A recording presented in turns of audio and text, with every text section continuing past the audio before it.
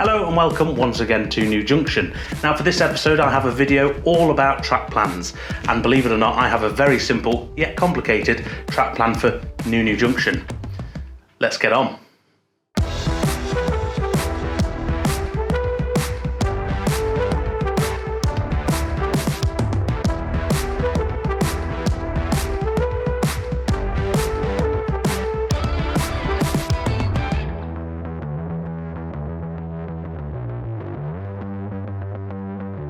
So first things first, I'm going to start by painting the surface of the baseboards, and I have this Dulux Easy Care Natural Slate Matte Paint, which is an indoor paint. However, it's just to fill the pores in the birch plywood, just to stop them being affected by the seasons here in this garage. So I thought I'd paint the baseboards while we talk about track plans. Well, I say I'll paint them, he's going to paint them. I'm going to go and tidy up while you get on. Now I know you get other people to do all the work for you, but this is taking the mickey.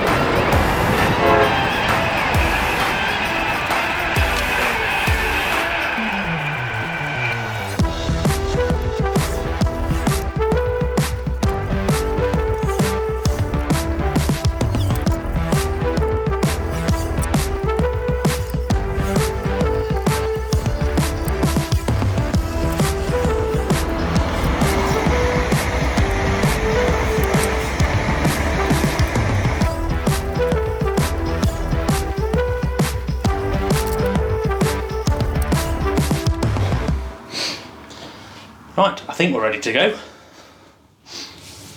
Excuse me, you missed the corners. What's all that about? You interrupted my speed painting to tell me that.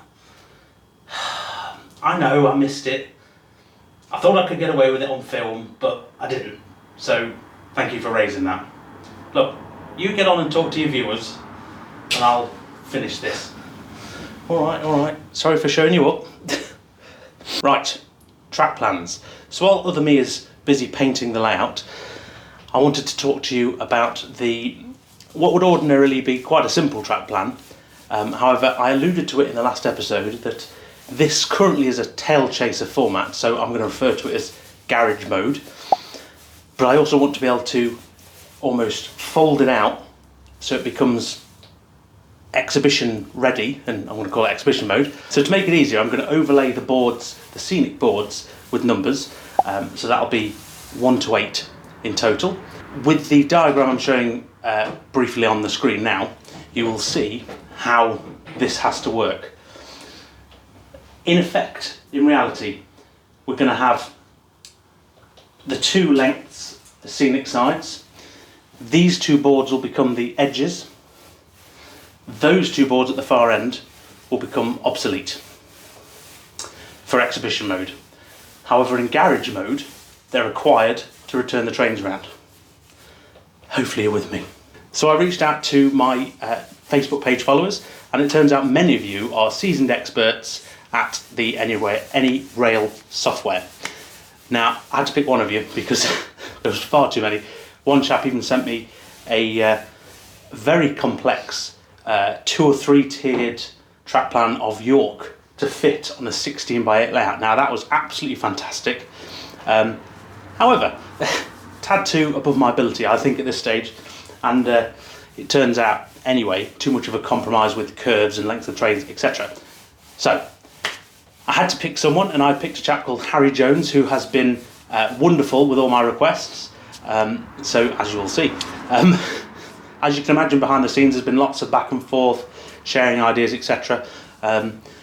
Dare I say it, I'm probably not the easiest person to work with because I have a plan, and a long plan for this layout. So I'm going to apologise now, Harry, for all the stress I put you through this last week. However, totally worth it for the fans. Right, so talking of the plan I sent to Harry, I wanted a few things. The layout obviously has to break apart and still work. I'd like to feature similar track plan of the main line, in this case the East Coast main line, as before. So I think because we're 2.5 foot, 2 foot wide in places, I've decided at this stage to stick with a double track main line. So just like the East Coast in places, I know it's predominantly a 4-track main line, however less is more, and I really have to kick myself to say no, rein it in. So double track main line, I've decided that is going to be the highest level on the layout, mainly because it's got longer trains. I'm going to want photos and videos of long trains. So one thing I learned from the original New Junction, which was everything on the same level, is I need the main line higher up. The main line is going to be fast sweeping trains, and I don't want scenery in the way. I want wherever I look, I want to be able to see the full train, whether it be through photo, video, or with my own eyes. So I've decided the top level is going to be main line. Slightly underneath that, we're going to have heritage line. Now, further to the original New Junction, which was basically a branch line off the station, I want it to be a full loop. And what I've decided is to have an intertwining secondary loop, so a single track loop underneath the double track main line, weaving in and out of all the scenery. And what I'm hoping is that'll add a nice bit of play value, because the main line is going to be, as I said, fast sweeping trains. There's not really room for a station on the main line at this stage, so I've decided to negate a station on the main line, but have one on the heritage line, because it's shorter, the trains are shorter, and realistically it's probably more fun having a passing loop at a station, things like that, as you get at a heritage line. Play value, that's the key. So let's look at the what I'm going to say is final draft for week 1 of many drafts for the track plan for New Junction. So I'm going to start here and work my way anti-clockwise. The reason I'm starting here is because in exhibition mode this will be the first, going that way, scenic board all the way round and down. So this is where I'm going to start. So if we look at the actual track plan that we've been working on, we'll start with the main line. You can see it is, at this stage, 3 tracks. It's a double track main line and a single branch. That may become a double branch depending on how it looks. Don't want it to look too busy, if I can help it. I will say at this stage the branch line is due to go into a tunnel and terminate. So it's not going to continue around behind me. And that is due to space required for the mainline curves to keep them as wide as possible at this stage. So as you can see, looking at the entire main line, that just sweeps through the scene. Now in reality I'm going to try and get that as lax as possible. The curves are going to be as wide as possible. They are going to be banked, and hopefully that'll provide some nice running shots for fast, long passenger and freight trains on this layout. A couple of things to note, of course, as it comes across this first scene, is there's lots of scenic elements which we can really go to town on. So you've got road bridges, you've got rivers to cross, and of course you've got railway bridges as well. So all different types of railway structure, which we can look into further down the line, no pun intended, and see what we can do with them. Because there's lots of skills I'm yet to learn, which hopefully we'll pick up on building this layout. Looking underneath the main line, of course, is the heritage line. Now that's the single track. That will come from behind and go towards the front of the layout. It may look a bit odd, but there is a shed which is almost random in garage mode. However, in exhibition mode, which we'll see in a minute, it makes perfect sense. And again, of course, we've got something different altogether. We've got a level crossing for said heritage line, and I think I'm going to try and automate that as best I can. It'll also provide some interesting opportunities to make it look like it formerly was its own main line. So everything like the bridges and tunnels, anytime the road goes over the railway, it'll always be double track, however only single track remains. So that'd be quite interesting, and it's a very common vibe we get these days on heritage railways. So the very far end, the 2 edge boards, which won't be used in exhibition mode, however they will be used obviously in garage mode. I was going to keep the East Coast Main Line section as tight to the corner as possible, then put trees, and then have a sweeping embankment down to the heritage line. I really want that to be a very country scene just for the heritage line, and it's a place for the trains really to open up and get going. I know on the plan currently there's a river in that corner. I'm going to try my hardest to get the river scene onto the main scenic boards so we can see that and the various bridges when it's at an exhibition, because it'd be a shame to put all that work into a river if we have to and then leave it at home. But no, I'm really looking forward to that. Just provide a very different element. And then of course coming back up the main straight, the main line section will be raised. That'll be predominantly an embankment again, pretty much being at the back of the scene, but again long sweeping curves, no straight lines where possible, because I want the trains to always be under tension of going around a curve, however wide or tight that may be. As the East Coast Main Line part comes round, this is where it's going to become interesting for the scenery, because you've got the Heritage Line station in front, and it's going to be very close and probably the most compact area of the whole design really, because the Heritage Line has multiple tracks, obviously the platform, car park, etc. So it's going to be interesting to see how we can combine that. I didn't want a mainline station on this side, however if there were to be one, that's where it would be, level with the Heritage Line station. And of course, talking of the Heritage Line station, you've got the trains coming in, and then of course in exhibition mode, as you'll see, the shed being on the front makes sense now because it actually folds to be close to the station. The station actually is a single platform. I've decided to go with a single platform at the rear of where you would view it, or an island platform maybe. This was because on the original New Junction I had the platforms in front, and it did block the trains from a photo video point of view, and that was a real shame. So I've said I'm not going to do that this time, and we're going to have a clear view. Now at this stage of course you'll be able to notice that the mainline section is quite literally at this stage 2 loops. Now if there's a chance to put a passing loop in for freight while looking realistic and practical, I'll do that just to add a bit more interest to the scene. Going to the Heritage Line, that's very important to basically have all the play value for the garage mode. So with the station itself, you've got the passing loops, so trains can go in opposite directions, you've got sidings to shunt into, you've got the engine shed to swap engines. So really for this layout in garage mode, when it comes to playing trains and actually driving them, it's the Heritage Line is where it's at, whereas the main line, as you can see, is 2 loops, so trains will literally be left to go around.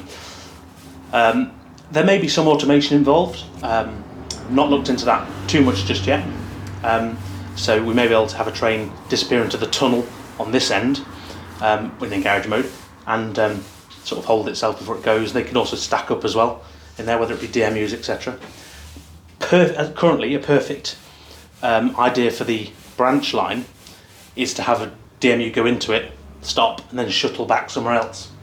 But we'll come to that when we start looking at laying actual track. So looking at the two sides together, you can see that there is a lovely road going around the whole thing. That's the big grey line. Now, another thing I'd like to add is light automation in terms of cars moving.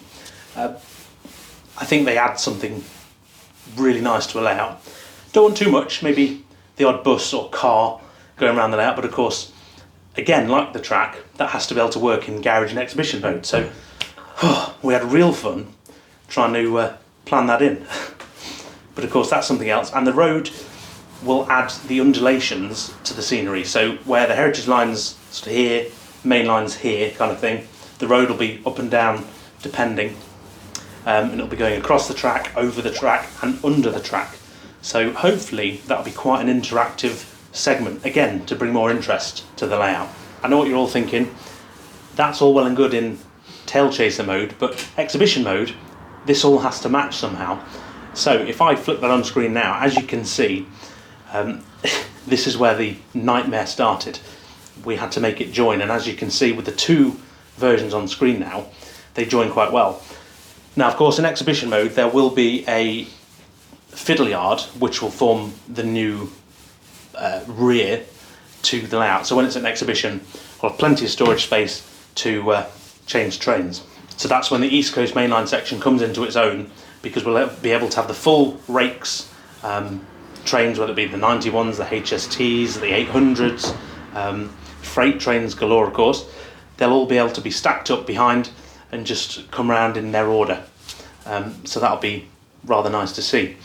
And one reason for doing it, because let's be honest, most people don't have room for a 10-11 car Class 91 set without it looking a bit silly.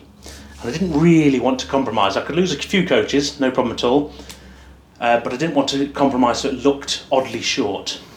That was one of the compromises on the original layout, and it's one of the compromises on this one that I'm not prepared to make. And like I said, without it being too overwhelming, I want to add as much scenic interest as possible. So whether that be the signal box has realistic sounds, as we've seen Gauge Master now do kits to let the signal boxes make all the noise.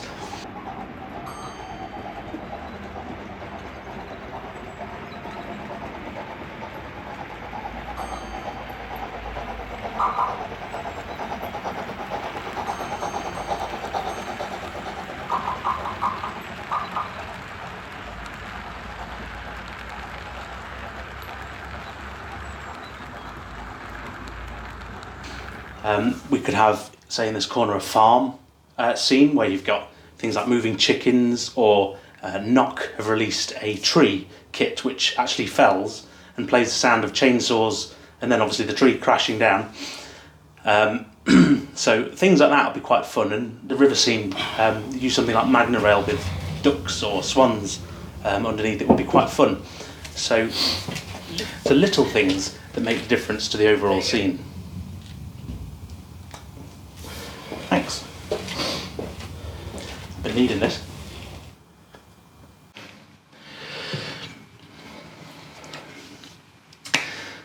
Right, coming to the end of the video once again. I want to throw out the opportunity now. I'm going to put a link in the description below for the AnyRail Trackplan. It's going to have the complete version, which is the one I'm showing you on this video, and also just the bare baseboards for you to have a go at. Feel free to download that if you have AnyRail and have a play, see what you can come up with. And of course, send me some screenshots on New Junction's Facebook page. I look forward to seeing them. Right, any ideas? Feel free to either do that or put them down in the comments below. As usual, I want to say a big thank you to the channel patrons. And of course, they are AnyRail.co.uk, Alan, Christopher Hurley, Ryan Dixon, 801 Rail, Stuart Bumstead, Richard Horan, Harry Jones, Paul Smith, Dylan Chesworth, Jigoku Samurai, Simon Henrik, Andy Clark, CW315, Lewis Forrester, Sam Yates, Trish Bitts and Stephen Owen. Once again, it's very much appreciated. Talking of appreciation, thanks again to Harry Jones for putting up with me and doing this track plan.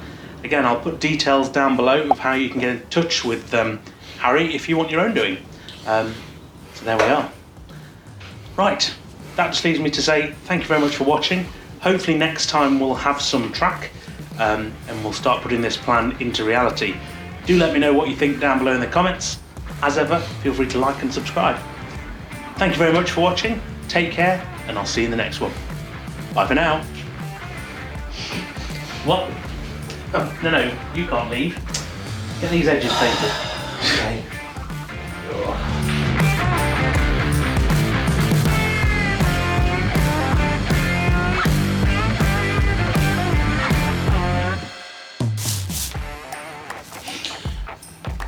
Rick, if you're New Junction, does that make me New Junction?